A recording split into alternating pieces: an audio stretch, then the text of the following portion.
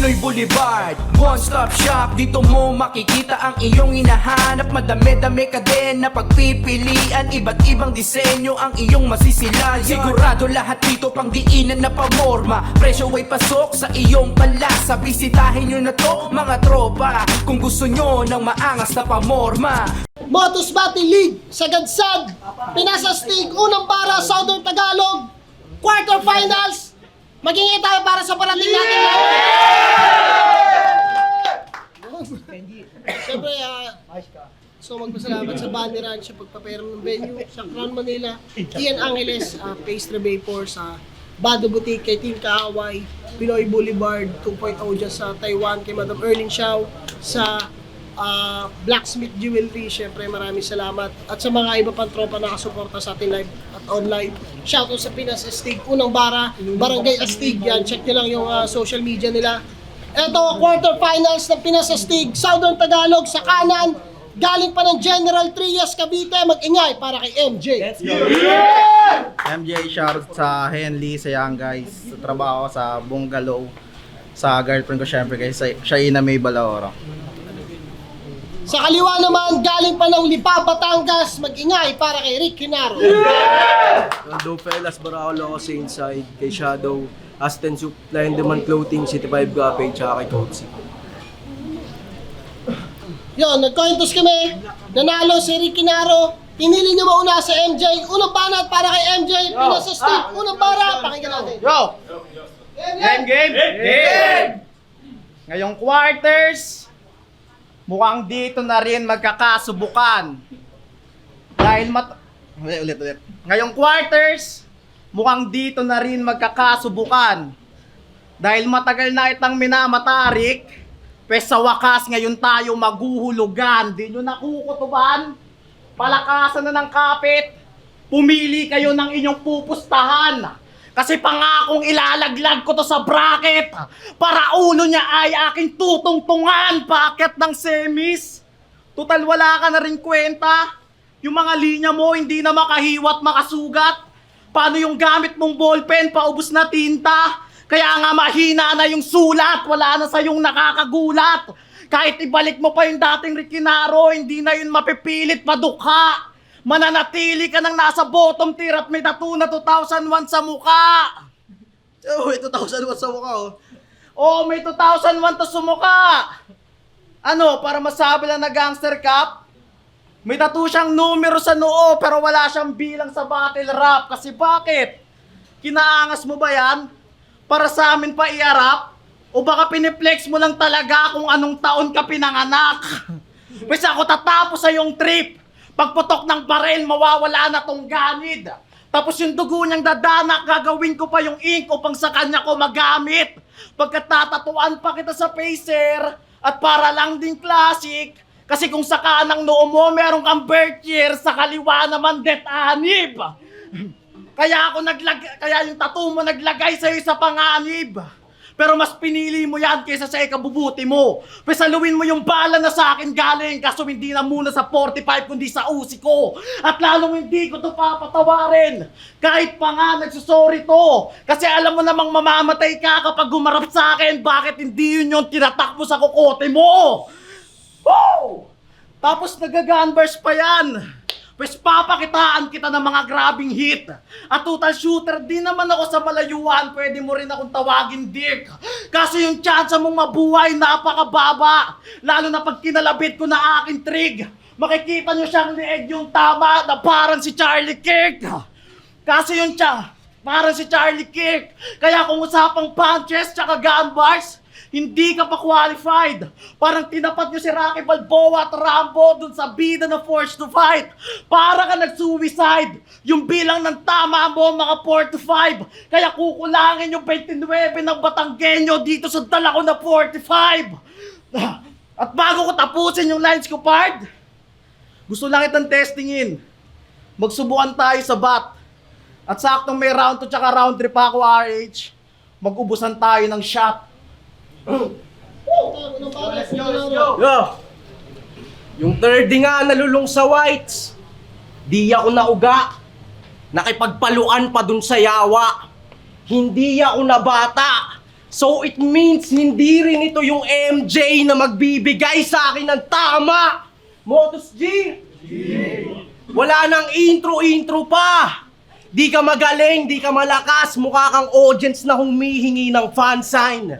At di ka namin kinikilalang top dog dito, MJ. Kilala ka lang kapatid ni Wanlay. Kasi ano ipagyayabang mo sa akin? Champion ka? Yan na, ito na yung itinalaga. Pues papaalala ko lang, champion din ako. 3 beses ko pa ginawa. You such a lame kid. Malambot pa yung titulo at buto mong pinangahawakan. Kasi di naman to magcha-champion kung di si Shanty yung kalaban. Wag mo akong aangasan. Wag mo akong yayabangan. Di ako nababahala sa skills mo, MJ. Sanay din akong makipagnormalan. Yeah, I know this is my payday. Hugutit rat-ratin ng AK, barilin sa binte at yun ang gameplay. Hanggang makita nyo kung paano ba mag-moonwalk tong si MJ. Sabay hugot pa ng pistol. Makipag-pistok harap-harapan. I'll shoot you on that both side, mistulang jading nagkaliwat kanan. Di pa doon nagtatapos lahat. Teka, hold tight. I'll dominate in this ring na parang old Mike. At talagang uulan ng gun bars at magtatapos yung career nitong si MJ dun sa 4-5. Sadyang pinuruhan yung binte. Satisfying aking hard plans. At ngayon ko masasabing ito na mismo ang yung last dance. Plow! Plow! Plow! Tahimik ka ng mamayapa. Iniwanang walang buhay yun ng straight play.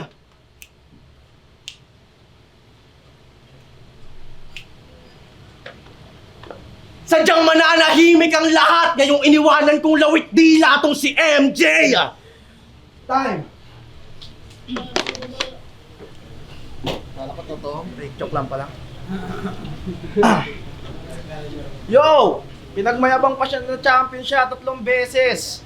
Kala mo kung sino tong Oblax. Tol, 2 beses na ako nag-champion. Tanungin mo pa si Choi Pax. Yo! May isang battle to na nag-viral. Pero hindi dahil sa mahusay siya. Pinutukan siya ng peking baril ni Kwisan at muntikang mag-relapse yung buhay niya. Tapos ngayon, pagangsa-gangsa ka na, boy. Yung stana. Hoy, tanga, kakaumay ka. Pinutukan ka nga lang ng peking baril, kabado ka na. Paano pa kaya kung tunay pa? Pero magpasalamat ka pa rin kay Kwisan. Kahit papano natulungan ka mag-bloom. Kailangan ka lang palang putukan para may isang battle ka na mag-boom kasi buong kareneta sa battle rap. Sobrang kalat. Hindi na umusad, wala man lang nag-broom. Pa-merit to the game ka pa, yung sulat mo nga, hindi nag-room.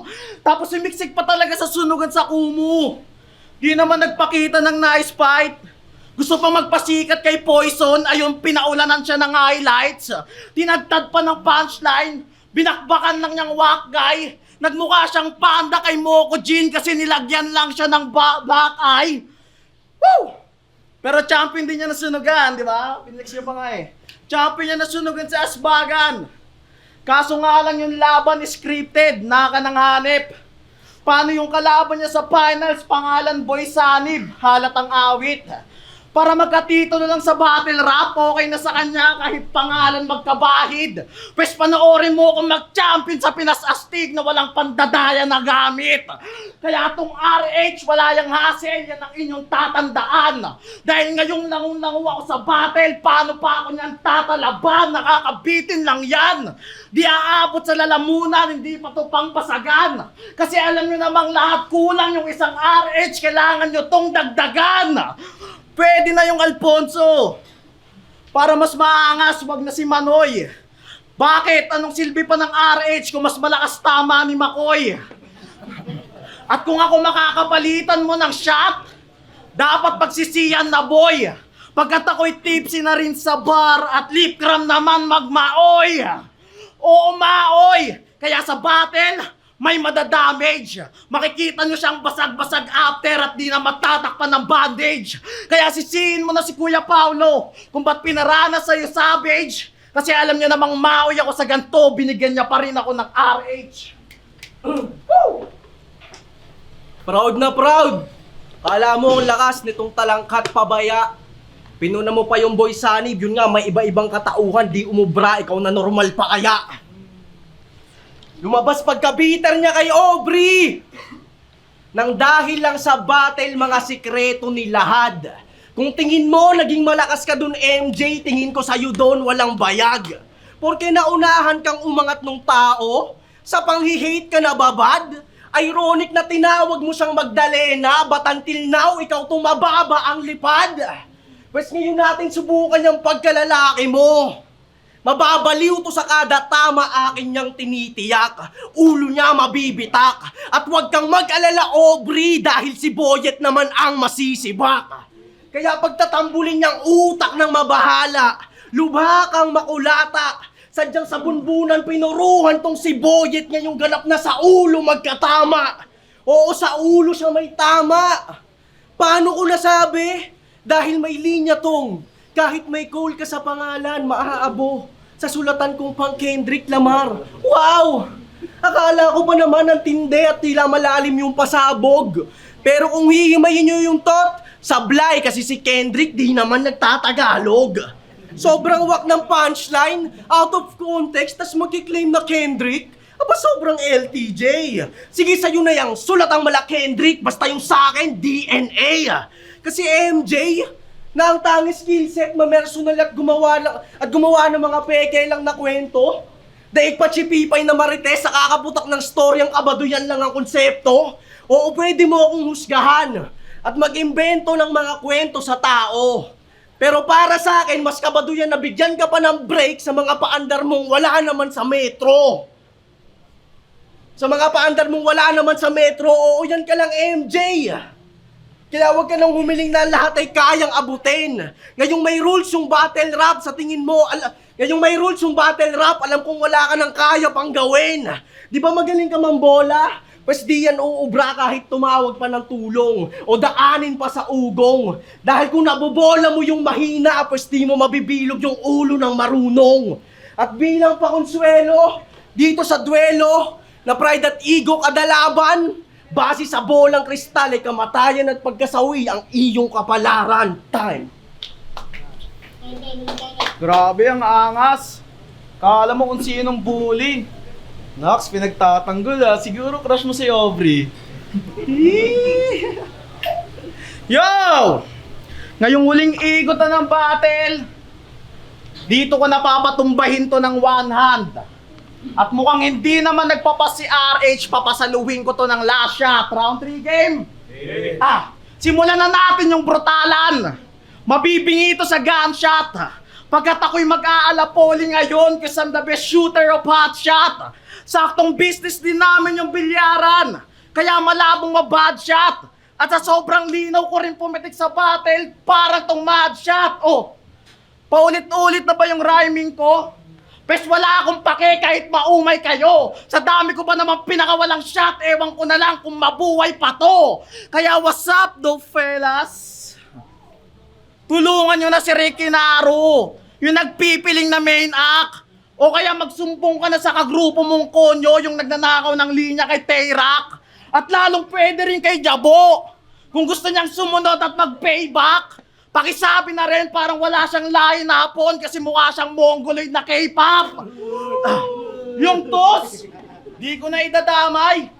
Wala naman yung A-game. Papaalala ko lang sa kanya na tinalo siya sa motos ni AK. Hanggang yung prince nyo mabulabog. Kasi yung mga kagrupo niya unti-unti nang pinipilas. At ako ang magiging dahilan kung bakit kailangan niyang bumalik ng Pilipinas. What's up, Canadian boy? Dinamay ko na yung buong grupo niya. Pinakita ko kung gaano ko kalang. At ako din puputol sa history nila na pinipilit buuin ng mga banot mangmang. Kasi si Prince, may titulo na. Si Tus at Jabo na sa finals pa, hindi mo pa rin baramdam? Na samantalang ikaw na una nang mag-champion sa kanila, pero ngayon hanggang quarters ka na lang. Hanggang quarters ka na lang. Kaya malas mo. Tinapat ka kagad sa demonyong katulad ko. Kaya yung pa mo magpapantay na boss. Kasi pagdating sa battle... Kaya tong champion ang sunugan! Sa akin yung pulbos! At sobrang lakas ko, sumasabay na sa akin, kalaban ng Diyos! Dahil laro ko to tanga! Bawal dito yung puro putak! Hindi ka makakasabay popo sa mga linya kung pansalaksak. Harap-harapang bababuyin, harap-harapang sasalpak. Hindi to tatawaging MJ kundi marunong dumakdak. Nakakatawa! Akala mo, ang lakas! Yung paa mo, magpapantay na! Magtatawag ka na lang ng tulong, dun pa sa taong patay na!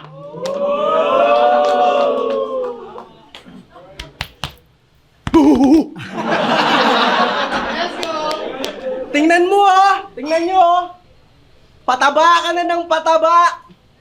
Yang batok mo, paitim ng paitim, daig panuno. Paano ba naman? Yung tikim niya sa nilulutong order ng customer, 3 kutsara kung sumubo, di ka nahihiya? Yung 800 grams na fries nyo, sobrang pricey naman. Tapos pag isi-serve na, nagtataka yung customer kasi 400 na lang. Gets ko? Di ka nababahala dyan sa weight mo kahit dami na ng stretch mark na ugat. Di ako Gets ko? Di ka nababahala dyan sa weight mo kahit dami na ng stretch mark na ugat. Alam kong masaya ka dyan kasi dyan mo lang nararanasang masabihang mabigat. Proud ka sa ganyang tindigan? Aba, ayos tol. Tinawag ka lang na well-rounded kasi kahubog mo si Cannonball. Huwag kang feeling di ka malakas. Wala ka sa prime, di ka si Optimus. At ikaw lang yung kilala kong champion na pinabattle ni Sight sa Novelus. At alam mo kung bakit ako naiinis sa'yo? Kasi palagi niyang sinisigaw na para siya sa battle rap. But until now, wala namang nagbago. Hindi kasi natural yung pagmamahal mo sa battle, uhaw ka lang sa validation ng mga tao. Kasi kung di naman niya ulas kuya si Wanlay, hindi yan kakagatin at yun ang totoo. Oo nga't kuya mo si Wanlay pero wala siyang pakialam sa'yo. Kasi kung proud sa'yo si Wanlay, di sana nasa likod mo siya sa iyong kada sampa. Dapat kang mangamba. Kaso lang na hindi ka nga maikulab kahit sa isa man lang na kanta. Wala siyang pakialam sa nararating mo, MJ. Tanggapin mo lahat yan, isang ang simpa rin no cap. Dahil kung talagang mahal ka ni Wanlay, bakit di niya nagawang maibakar ka sa flip top? Kasi yan ka lang, mahinang nilalang na walang skills. Kanyang craft, di pa napapag-husayan, kaya napapag-iwanan. Buti pa yung kuya mong sinungaling, mas marami nang napapatunayan. Kasi di ka tatagos, di ka papantay sa mga bara at durako. Kaya tsak mahihimlay sa kada tama ng barako. Tulad ng pagkatalo ni Jem sa'yo, yan ay basakot kalkulado. Na matatalo mo lang din ako kapag tropa mo ulit yung maghuhurado. Wak! Tay, mag-ingay para sa laban niyo.